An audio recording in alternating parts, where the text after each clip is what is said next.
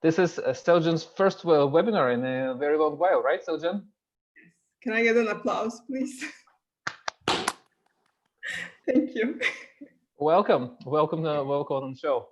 And a show veteran Soren Eberhard from Germany, but now in the West Coast. So I'd say good morning, but for many of you, good afternoon. Yes, I think we mostly have Europe here, but who knows, maybe someone from the United States will join. So Seljan's perspective today would be from a scale-up company with a smaller and more agile localization program. And Soren represents a very mature and very powerful established program from Microsoft. These days we have so much digital marketing that we probably don't need anything else. We don't need no education, no thought control. We'll see how many people will make it to this webinar today because there are so many webinars run in parallel. Without too much though, I think we can launch into the opening statements. We have a lot of ground to cover today. I've seen the presentations from Seljan and from Soren. Very detailed, a lot of material. So today it's going to be more presentation, more stuff that you can learn from us. And after the first 40 minutes, we'll have the questions and discussion as usual. So Rickard, as the host of the show, you're the first to go. Let's open up. Perfect. Can you get it to the next slide? I will. I will keep it very, very short today. Because I think that that the other panelists have really, really great content. So I just want to give a little bit of background of who we are and what is our view on where the localization industry is going. I think especially now with COVID, it's actually going incredibly fast. If you take the old days, there was 70% business was offline. Now, actually, 100% is online. I think it will come back to a bit more, of course, offline, but there's it really gets very, very quickly online. I also think that in the past, it was being online was kind of enough, and then content marketing was kind of being enough. But right now, you need to really push for better personalization and for better localization to kind of stand out. Apologies. So I think that localization kind of by history always had a more translation staff function background. And I think what it really gets to is that we have to start thinking from a marketing point of view. Because at the end of the day, it's all about conversion and it's not about the actually translation quality. It's all about user experience and conversion. And I think that if you cannot really prove that translation is needed and that it helps the bottom line, it will be very, very difficult to actually get the budgets to continue.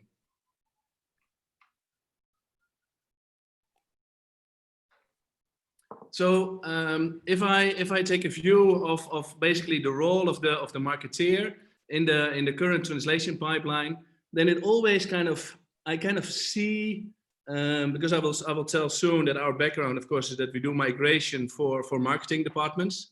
So our background is that we do website migrations from any content management system to any content management system.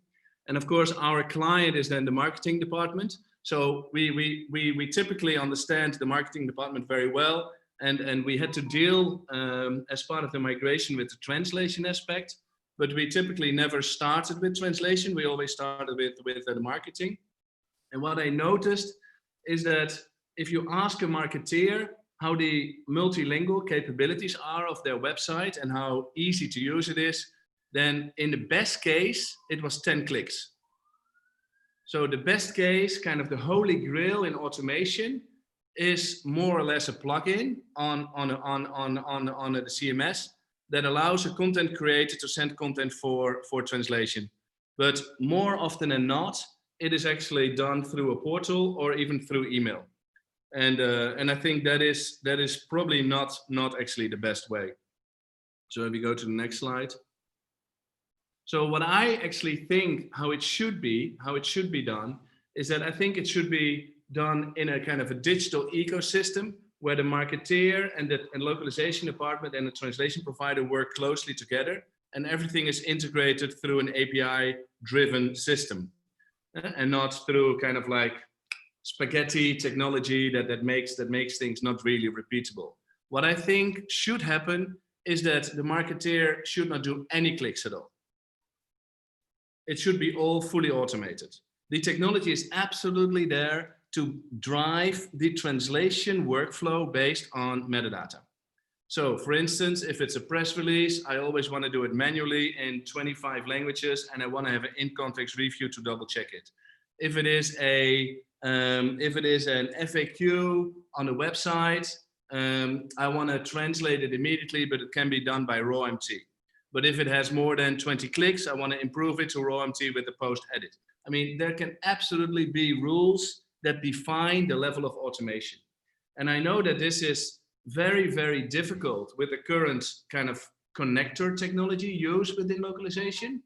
And I don't want to advertise ourselves too much, but with our connector technology, or with at least if you use latest technology to build a connector, this is incredibly easy. This is incredibly easy. So I don't think that 10 clicks for a marketeer to send content for translation is any acceptable way to actually do it. So I know it is a holy grail. I just would like to challenge you. I know that there are hardly any content management systems and hardly any translation agencies that actually offer this kind of translation automation. I mean, it's a bit Global Link, SDL offers a few, Moravia offers a few, but it's very, very limited. But even that, with those plugins, I think that is very, very outdated and leads to many, many errors. So I think it should be 0 clicks. And then I think then the content that needs to be translated is then picked up by the localization department, and they have then all the insights and the capability to drive the right workflow, to pick the right content provider, to do A/B testing, etc., etc., etc. Because so the localization department becomes more a supporting department to provide the best solution, and uses their cultural experience and their multilingual experience to route the content to the best translation tool or to the best translation provider, and the marketeer does not need to worry about that. And so I think that can really work extremely well together. And then after that, it goes then to the translation provider, of course, that then works closely together, can even with the marketeer on fronts like content creation, trends creation, etc., etc. So as part of this digital ecosystem, and that's the last thing I want to say about it, then hand it over. But in regards to this translation ecosystem, we launched a couple of weeks ago something really, really exciting. For the ones that don't know it yet, we launched a translation market space, and it's free for any LSP to sign up. I think today we are at 61 translation providers that have registered, from really big like Moravia, Amplexer, United Language Group, to smaller ones. And what that means is that we offer the connectors, we offer the routing of the content, and any LSP can then pick up the content automatically. So it simply ends up in your work folder to do your translation work, and we pick it up again and put it back at the right spot at the CMS of your client. The system is fully API driven. It is Tepic based. We provide integration through Hot Folder, through Tepic, if needed, even through APIs. And it is free to sign up. And so this is really our attempt to bring digital innovation to the localization industry by making this free of charge for LSPs to sign up so that they can improve their sales story. And actually, what I really want to achieve with this is that I understand marketing, or we understand marketing at Xidio. This is what we have done for 16 years. And I think that localization has completely ignored marketing. And I understand why, because the pressure was always on the price per word. The pressure was always, you always dealt with the localization department. You always dealt with group procurement. You never dealt with marketing directly. So in order to win, you needed to compete on price per word. You needed to compete on relationship management. You needed to compete on procurement tricks. But at the end of the day, the marketing is the client of your client. And I think it's time to bring localization to the marketeer. So the marketplace is our attempt to offer that, because that will bring it there. Now, If you go to the next slide. So just a quick background of who we are and how we got there. We started in 2004. We always did web content migrations, and in 2017 we launched our integration product. The integration product was meant to solve interoperability between content management systems. So really interoperability between Sitecore and Tridion and Drupal, etc. And in 2017. SDL started to use it as their connector offering. In 2018, we dig deeper into the translation industry and then in 2019 we started with the development of the localization hub, and in 2020 we opened the marketplace. We have now 61 LSPs, as I said. We just signed a huge partnership with Drupal on migration side. We will bring that as well to the translation side. We're top 30 preferred partner of Microsoft on the document management side, sir, and I think we migrate. You do extremely well as a company. Incredible. On the digital side, I would say our migrations are very diverse. On the document management side, it is 99% Microsoft focused. So really congrats on that. No, so this is our background. Very glad that everyone is here, and over to the experts in localization, and happy to answer questions during. Thank you, Ricker, for being the brave person to take the first spot. Before we proceed to Seljan, Seljan, please prepare yourself. You're next. Shall we run the little poll and check among the attendees? Now we have quite a few attendees in the room. What's the expertise in digital marketing? How savvy do you think you are? Purdy, if you please, yes, here we go. Please vote. What is your level of familiarity with marketing and bag of tricks? While we vote, just want to bring us back a little bit to the localization side. This year, we've seen quite a few localization teams suffering from layoffs. We had Uber team downsized. There was a downsize in WeWork and many other startups. So the job market has become very dynamic. One of the reasons why that would happen is because the companies want to increase their runway and cut down on costs. But of course, the sales and marketing teams are the last to go because they bring in business. Can the localization person that stays in the industry, can they make a similar business case? How can they take some magic that marketeers make and claim it for their own? In my day, when I first started, I think marketing was a bag of tricks, and it was smoke and mirrors. You didn't know the budget. You invested in ads. Now, of course, it's very scientific and it's very rigorous. Can localization be the same? So with that in mind, let's have the results. Predict if we might see what's the outcome. All right. So most of our attendees today, half of us, are intermediate in marketing. We can run email campaigns and track statistics. 31% say this is new, and 0% say that they're at the godlike or heroic level, who can hack systems and communities, do black hat SEO and everything in 50 languages. So Seljan and Soren, today we're speaking to people who already know something, but want to know more and want to improve their skill set. With that in mind, it's over to you, Seljan. Welcome. Thank you. Thanks so much for having me. Just a bit of introduction about myself. I'm Seljan. I'm originally a linguist. I have been in localization for over 15 years now. And previously, I worked for several LSPs and various companies in different industries. And for the last 2 years, I have been running the localization program at Adjust. And as for Adjust, we're a leading app marketing platform. We have been around since 2012, and we currently have offices in 16 locations all around the world. And Just to tell you a little bit about our product suite. So we help businesses looking to advertise their product on mobile. And if they want to understand which channels perform the best, where their customers are coming from, and how they interact with their brand. So currently, Adjust is helping more than 35,000 apps worldwide to make their marketing strategy basically simpler and smarter, but also more secure at the same time. And as for localization at Adjust, we currently have our content available in 12 languages across different components and tiers.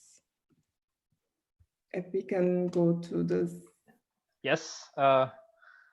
Even after Go in there. There we go. The next one, please. So that's all right. So yeah, so today I would like to talk about localization ROI and ways to calculate it, basically. So it might be the case for you during the pandemic. Actually, the content consumption has really significantly increased all around the world. And thus, this also affected the volume of localized content for companies. So if you have been thinking of measuring ROI for your localization program, but you never got a chance to do it before, I think this is a good time to start gathering insights, because you will have more volume, and more volume also means better and more meaningful data. So to start measuring ROI, first of all, you need to define your performance indicators. And I want to give you a few examples around marketing content. From my experience.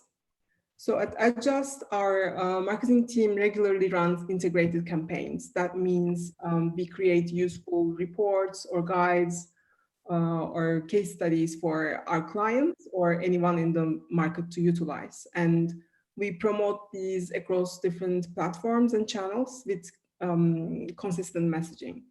And when looking at the performance of these campaigns, we work in coordination with our analytics team.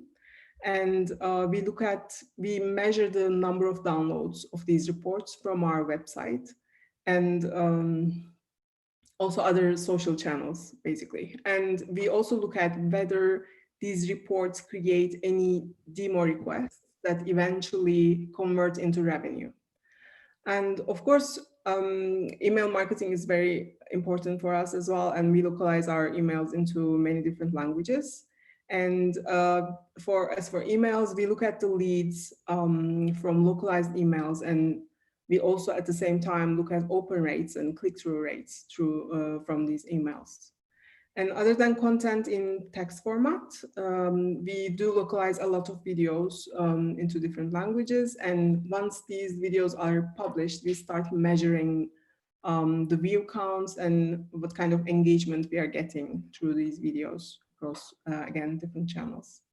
And outside campaigns and all these materials, we also look at and track our website traffic very closely, especially after we have launched something.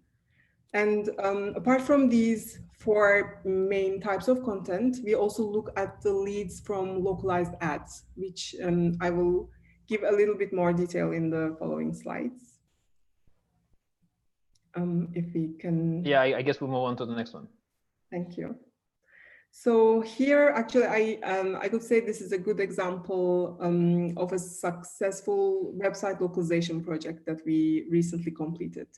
So here you can see the organic visitors coming to our website from a specific region. And for those of you who are not too familiar with the term, organic traffic here refers to the visitors searching basically a specific term in their search engine, like Google. And they see one of our pages in the results and they click on it. So organic traffic is actually a very good indicator to determine whether our website has relevant content for those set of keywords. So to give you an example, in our case, it would be the search words could be mobile marketing, mobile attribution, measurement, or anything related to this topic in that specific region. So as you can see, the traffic to our website in this region was pretty stagnant for a very long period of time. And we actually saw a good lift in visitor numbers as soon as we launched the microsite in that language, which was in December last year. So a lot of signups, demo requests, and leads, and maybe revenue that was generated during this period can be attributed to the launch of the microsite in that language. And if you want to get an idea of ROI and efficiency of your localization in terms of the websites you're releasing, I think comparing the organic visit counts and conversion numbers prior to the launch and after the launch of this localized website can give you very valuable insights. And if we can go to the next slide, please. And here in this one, you can see again, real life example from an SEM campaign that we carried out simultaneously, both in English and localized language. So for performance comparison, we basically looked at the performance of the English ad copy against the copy in localized language. So here, the orange bar shows the localized ads performance, and the green bar represents the original English version. So as you can see, the localized versions actually deliver a higher click-through rate and a much better conversion rate eventually. So I think it's fair to say that customized and localized ad copy and CTAs in general consistently deliver better ROI. And the next slide, please. Thank you. So to wrap up my words, ROI actually really depends on what exactly is important for your company. So you could be an e-commerce platform with a very specific conversion funnel that where probably it's more straightforward to measure the impact of localization. However, you could be localizing a SaaS product in a B2B environment, just like me, where other factors are equally important. So these may be things that are maybe relatively harder to measure and also quantify at the same time, but they do have a big impact on user experience and customer retention. So at Adjust, we take a hybrid approach to measuring the effect and ROI of localization. Of course, we do look at the localization costs, how much we're spending, and how much revenue is getting generated by these localized content and assets. But for us, at the same time, client satisfaction and overall user experience and also our global reach is very, very important. So we want to make sure we connect with the local communities, we speak their language, and we also want to make sure they understand our sophisticated product very well and they're comfortable to use it. And that happens through giving them localized content. But generally speaking, we found that over time, especially for certain locales, localized content vastly outperforms English content. And in the longer run, it actually helps to reduce the cost of acquisition as well. That's it from me. That's pretty cool. Seljan, I'm very excited about the localized ads. So very few companies do that, especially at scale. And very few localization directors have such great figures and these comparisons to show. So I have two questions. How do you do localized ads at scale? What's your process there?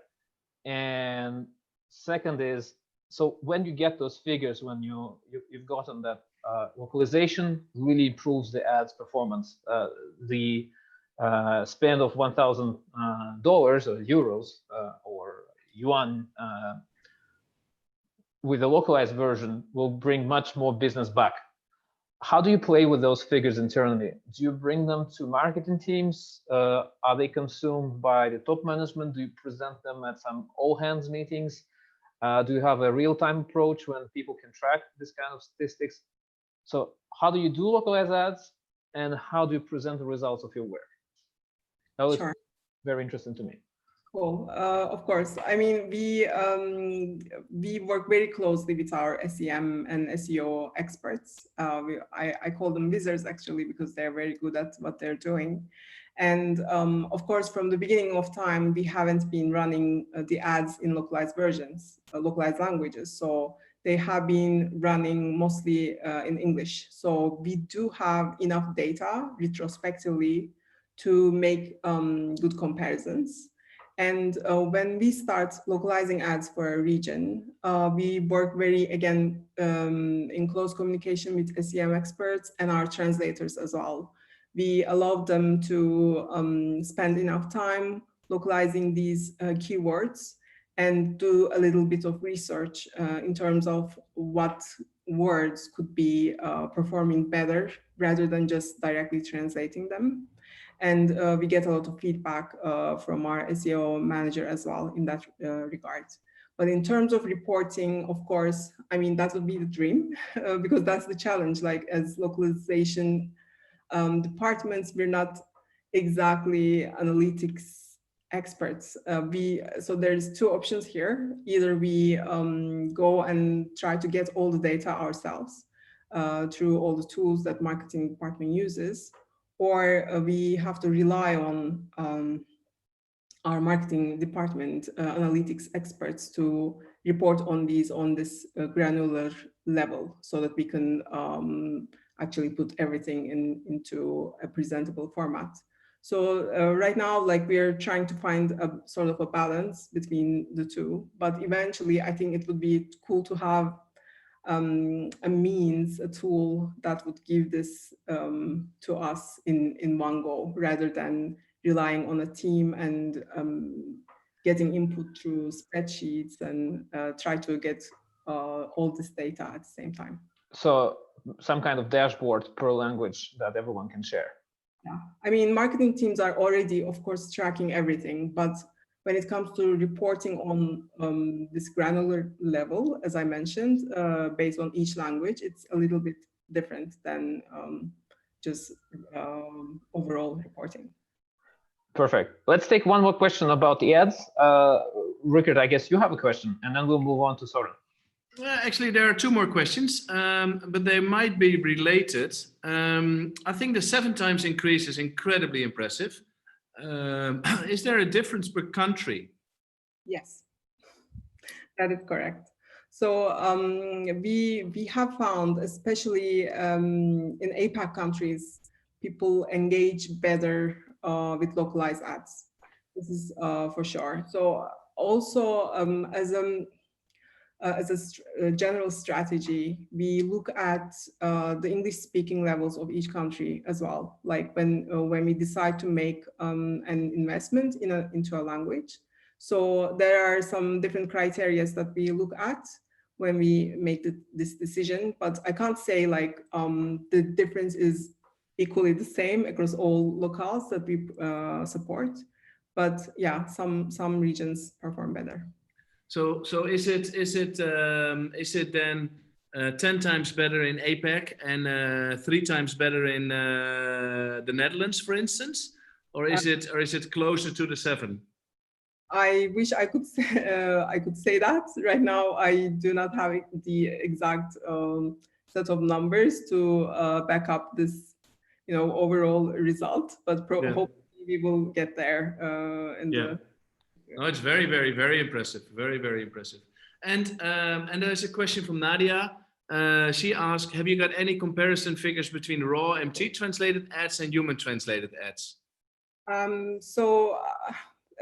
This is kind of revealing our strategy, but at iJust we don't use MT at all because we have found it doesn't really work too well for our content. So I'm not going to be able to comment on that.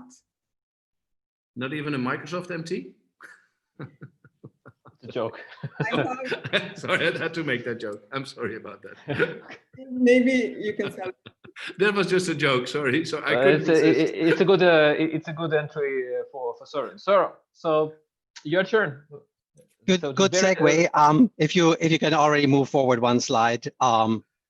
I'm grateful that you left the next one in there, because my 13-year-old, he looked over my shoulder when I was preparing the slide deck, and he said, "What does that have to do with localization?"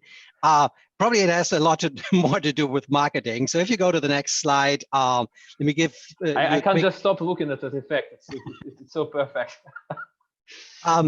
let me give you a quick introduction of myself. So I've been in the localization industry for a long time. I have not done marketing localization that long. I actually just started last January. So for the 10 people who said that this is all Greek to them, I was in the same boat. I did a lot of products. I did products where sometimes teams were not that happy that we were actually localizing, because it was so annoying that they even had to think about internationalization and all that stuff, especially for server products. I just say marketeers are quite different. At Microsoft, they're very aware of the fact that, yes, just having ads only in English will not give you the same ROI as having them localized, as Sergeant just pointed out. And I wouldn't know the exact numbers there in comparison either. I've been in the localization industry so long that I'm actually teaching localization at the University of Washington. I also, last year, the University of Washington released an edX course on localization. I've been in lots of different roles, but as I pointed out, marketing fairly recently. So if you go to the next slide, just a few of the basics. I quite frankly, I didn't know what a CTA is when I started localization, and that's what marketing localization. So that's a call to action. Basically, if you have a website, you need to know what you want to achieve there. And Sergeant pointed out a few other things like emails, or you have, well, you might have slightly different things than just a page. But you always want to know, what is it that you want your users to do with that, right? So basically you need to, for measuring anything, you basically need to know what is it actually that you want to achieve. So is it buying a product or downloading a report? It could be contacting your sales team. It could also be that you want to send them somewhere where they learn more. And so that's why I've just picked a few pages here. You have clear CTA there for that Microsoft Teams page that I have there in French. You see those two big buttons there in the upper left. You have a lot more on the right-hand side, that upper right, and sorry, the screenshots are all a little small, but the pages are online, so you can just go to Microsoft.com, Microsoft 365, and look up localized versions there. There's a lot more links that you can click, but for all of them, we basically define what do we want our users to do. Is that useful in any way? So the next thing is obviously, when you know what you want your users to do, you should be able to measure that in some way. So you need to have a mechanism for tracking that, and with web pages, that is pretty straightforward. For other things, you might need to instrument something, like if people really finish a video, for example, you need to have the technology in place for that. But so for all these different metrics, we in my team, we have basically one primary metric, which is we want to sell Microsoft 365. I'm working on the small and medium business side. So we basically want to sell to small and medium businesses, and we want to sell them normally more than one seat. So we're measuring how many seats do our customers ultimately acquire. And that can be through we have a pre-sales team that can guide people through it, through the purchase process. That can be just clicking here and buying. So all those numbers will bubble up somehow. But then obviously we also want to see those different the different means to that as well. Obviously, I want to slice then the key metric also by market. I want to know how much is Japan contributing versus Spain, and so on. So obviously, you want to look at those data as well. I want to quickly, and for those who are already familiar with marketing, if you could just click one more, because there should be the funnel view. The concept. By the way, I noticed that my template looks a little bit bleak on the screen. Do you want to switch to another version where the default version? No, if you send this out, well, it might be hard for people to read this the here with template a interfered a little bit, but yeah, with a yeah, the contrast is a little awkward there. But so for the funnel, basically what you're looking at is you want people that go to your page, or in the case of emails, that you send the email to a certain amount of people, and then you want to look at that end result. So let's use the example of a page. You know how many visits you have, and then you lose people in separate steps. So we Selchin also mentioned bounce rates, engagement. So bounce rate would measure how many people are actually leaving the page without doing anything and leaving after certain time period, before a certain time period. So you would want to measure that. I don't show that here, but then for us, obviously important would be clicking a buy button, and then when they are in the purchase process, there might be different steps there as well. So our purchase funnel for small and medium businesses, when they buy Microsoft 365, has several steps. As you can imagine, they need to provide us with some information on who they are. They need to provide, and this is the step that I'm showing here, the payment information. So are they using a credit card? Are they using the Brazilian boleto bancário? Are they using a debit card, something else?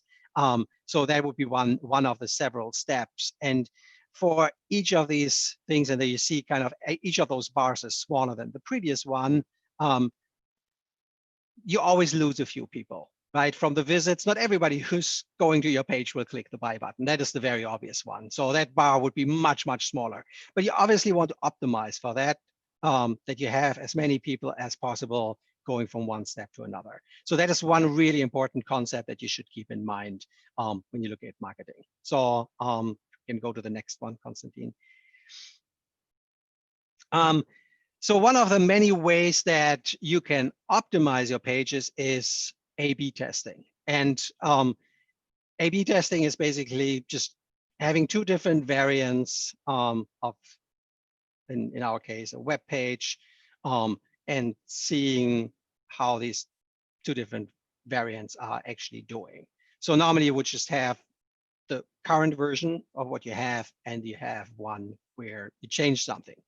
You should not change many things, because then you don't know what the effect of the changed user behavior is.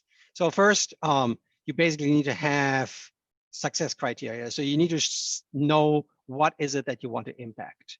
Do you want more people to do something, for example, just to buy more, or would it be more people that actually just click the buy button, so not go through the whole process, so on. So you basically need to have the metrics defined that you want to track that are supposed to change.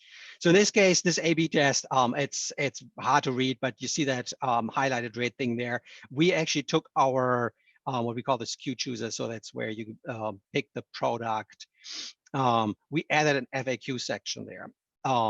That was the one change that we made. So our hypothesis was that people would get more trust in our products and feel like they understand things better if there is an FAQ section.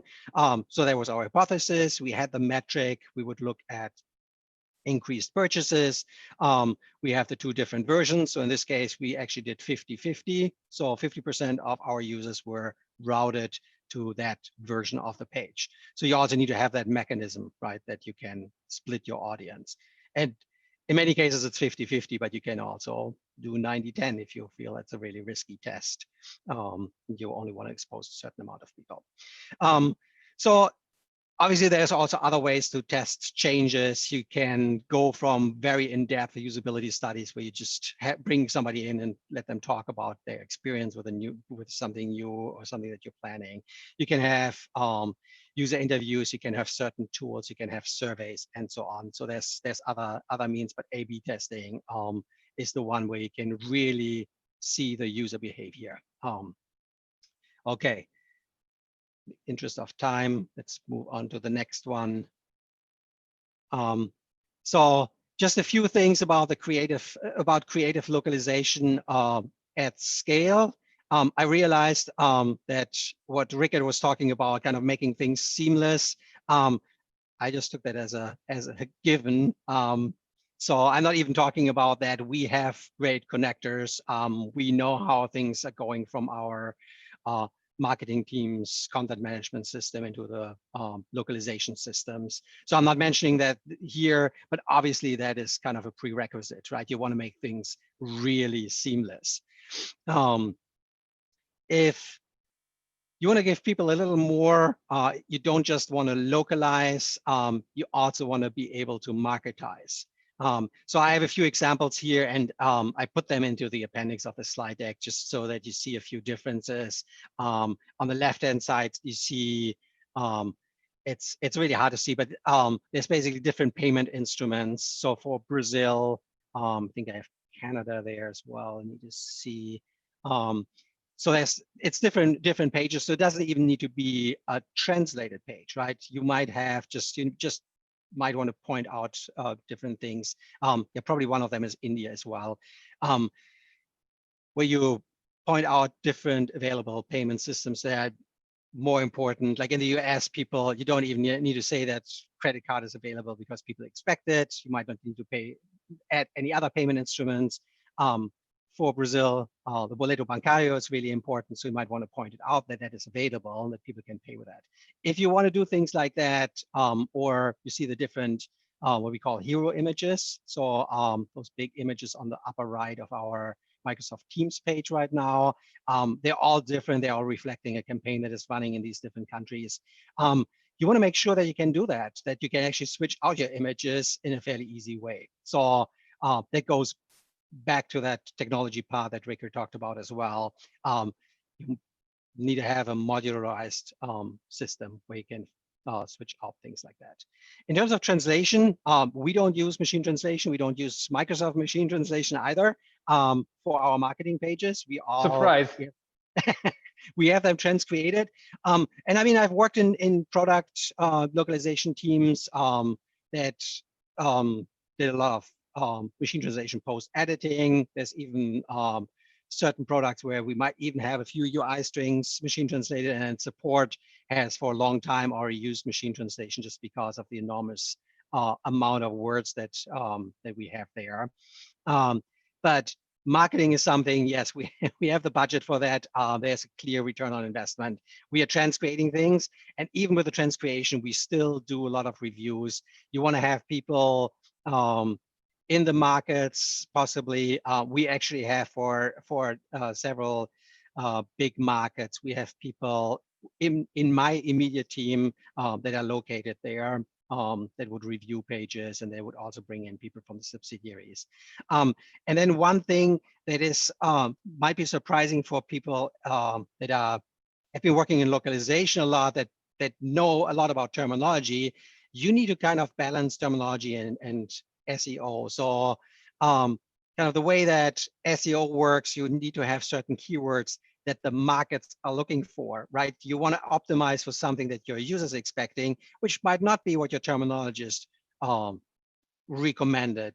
And so your product might be using a feature name that is well thought of, but is not really what people think of as for searching for that feature. So, and if you want to have an optimized page, you want to have that feature name on the page. So I remember times when I was still in product localization where I was thinking like, oh, these marketeers, these marketing localization folks, they just don't take our standard terminology. Why are they changing these things? There's very good reasons for that, and you just need to keep an eye on that, on balancing those two.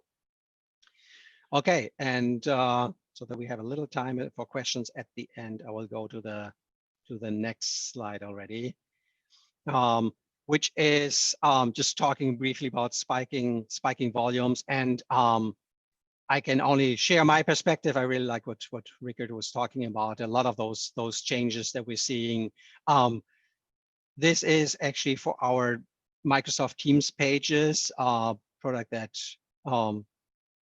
people knew about, but we saw an enormous increase in visits. And the only thing that I can share here, it's actually those units are kind of the dotted lines. That is millions of users. That's not just a few hundred.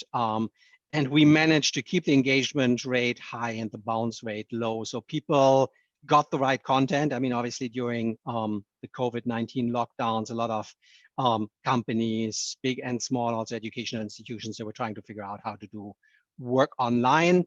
But we also had to cater for that. And so during that time, we had to be very agile with our localization. And I think right now, there's probably a lot of companies that require a lot of agility in localization because people, as they're moving forward, our marketing departments often really need to react very quickly and figure out things, and then localization has to be very quick in following. And then we will see a renewed focus on the digital world. I have a few things here, like communication tools, all the way to telehealth, the whole importance of digital information in general. And would you like me to show something from your appendix slides?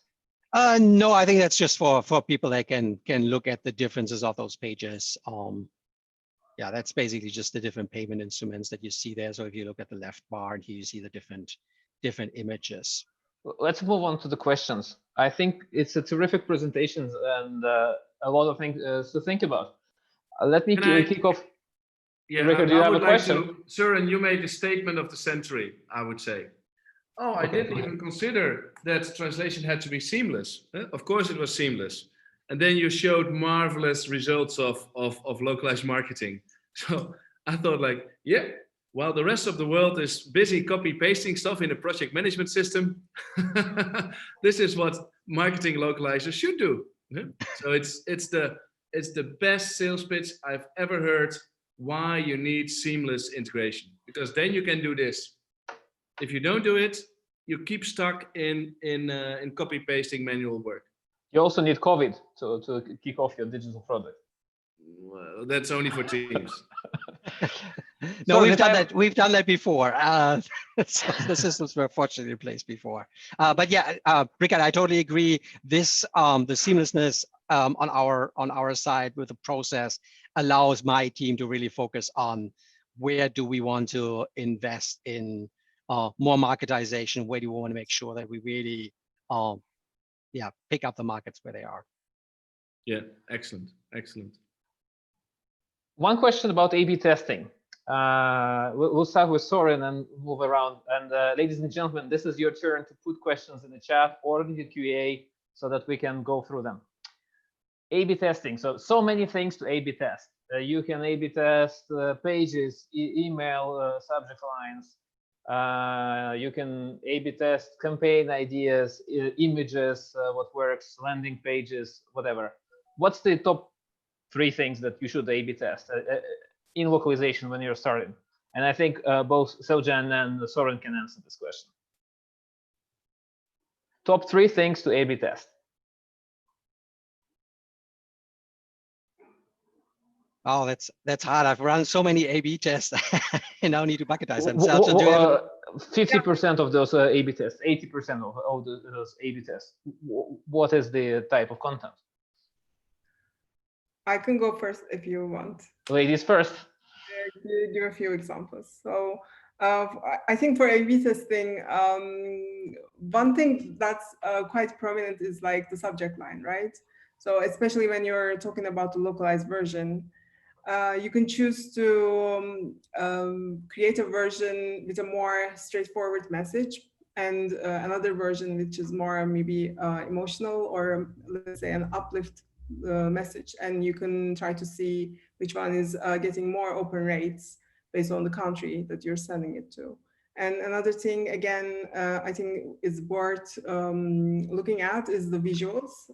You can choose to use more visuals in one version and maybe more words and kind of a more wordy version in the second. Again, for certain parts of the world, we know that customers engage with more visuals, especially in the emails.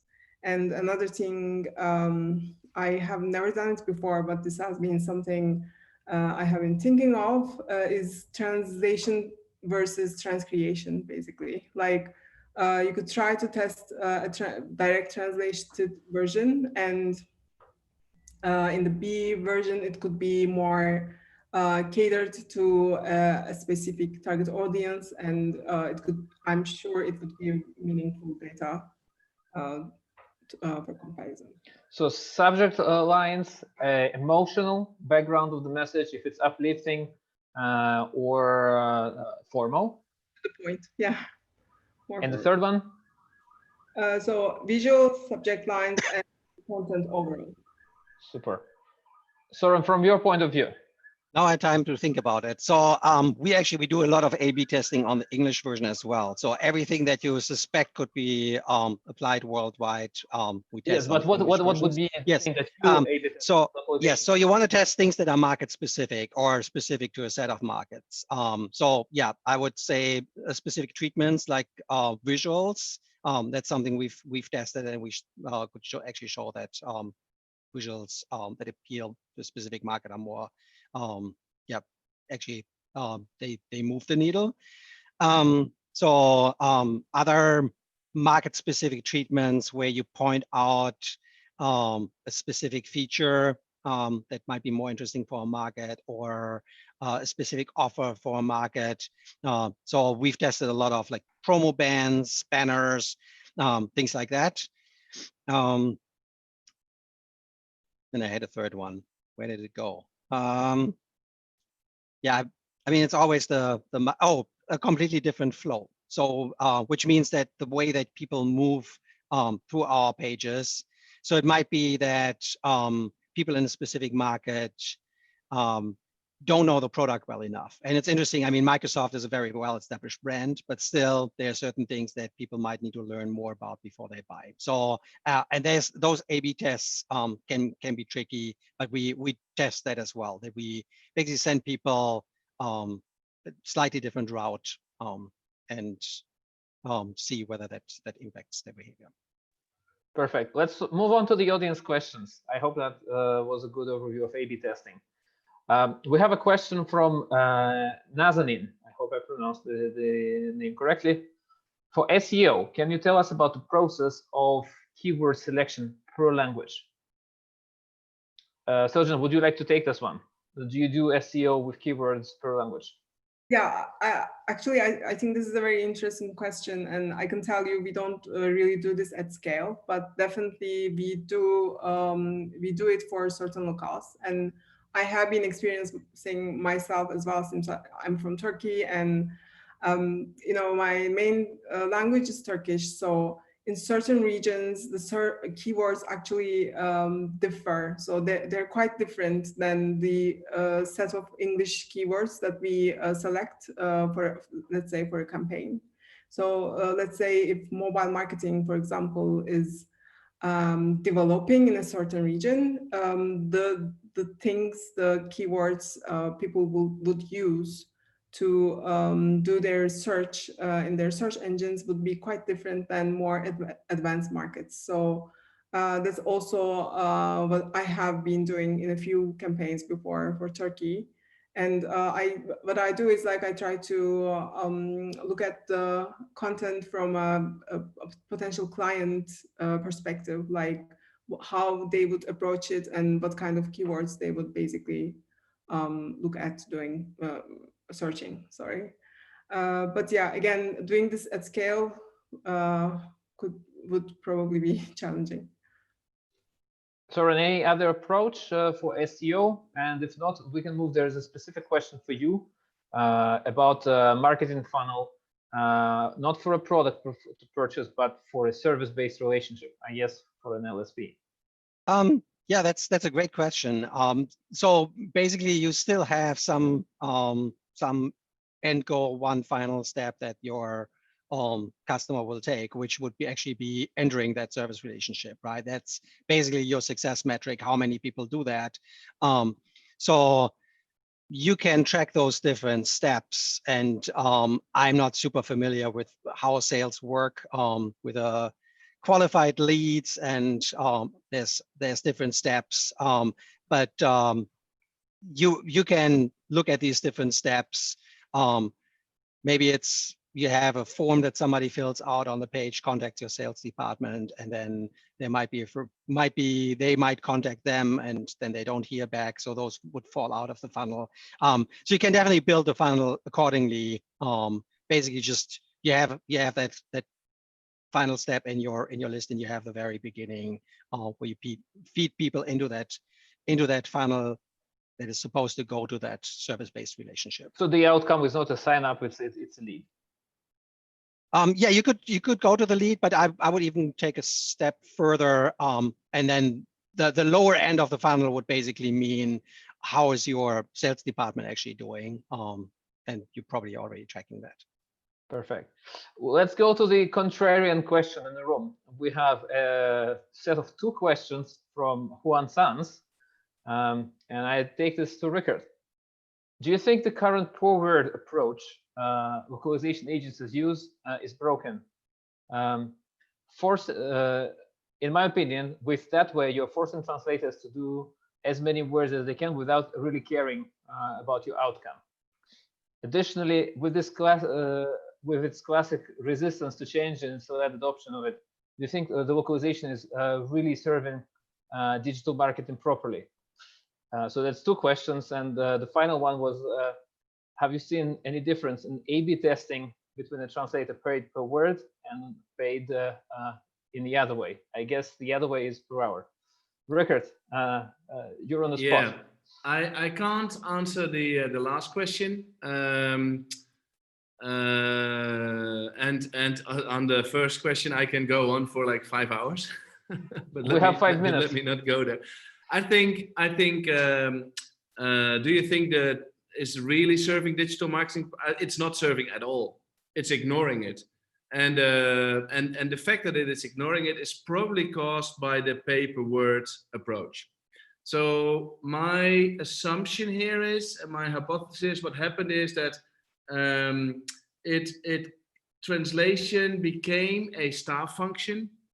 Because it became a staff function, it became a procurement kind of cooperation, and because it became a staff function and a procurement cooperation, sales models evolved into that model, and the sales model is all around relationship management to localization people, so it was basically an inner circle of localization people to localization people, managed by international conferences, and that's how sales is done. So that's what you have to do in order to get the deal done. So based on relationships, you are invited, and based on price, you are selected.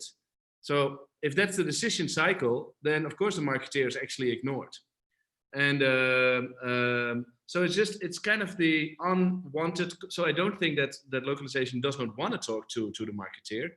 I think the model kind of forced the localization providers to kind of ignore the marketeer, and then of course over time it becomes a self-fulfilling prophecy. But I think right now because also the net effect of that relationship management is actually incredible inferior technology. I have no words for that. It is technology from 1992.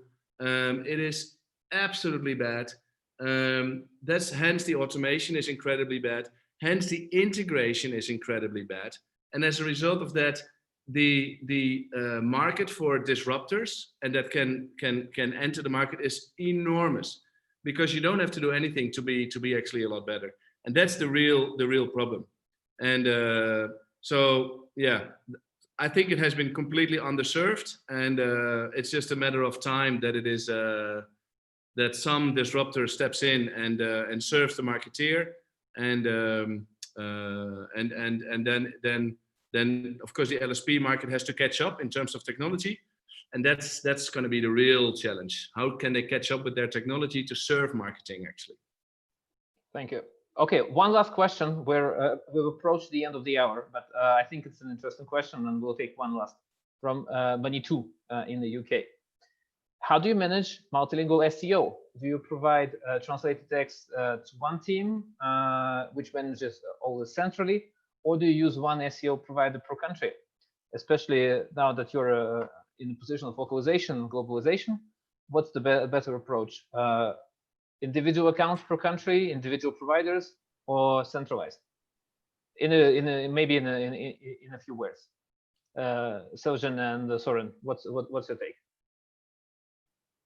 I mean, currently our approach at Adjust, we have it centralized, but we have been having discussions with our marketing team whether we should maybe discuss to change this approach as well in the future. So it's really, especially when you're expanding globally, this is a matter of scalability as well. Have to manage all those territories, but currently we have it all centralized. Soren, what about you? Centralized or? Well, I feel like it's less a question of provider. I think you can go with both models. We have a centralized provider, but obviously the SEO campaigns, the SEO work has to do on a per market level. All right. Thank you very much, ladies and gentlemen. This is it for today. I hope you enjoyed it. I really did. We learned quite a lot today, and stay tuned for more content. Thank you, Seljan, Soren, Purdy, Rickard. It's been a pleasure. I'll see you in the debrief. Thank you. And for everyone who is connected to us, the next webinar would be in a month on the subject of dealing with multiple inputs and having a single output in developer documentation and developer submits. Thank you.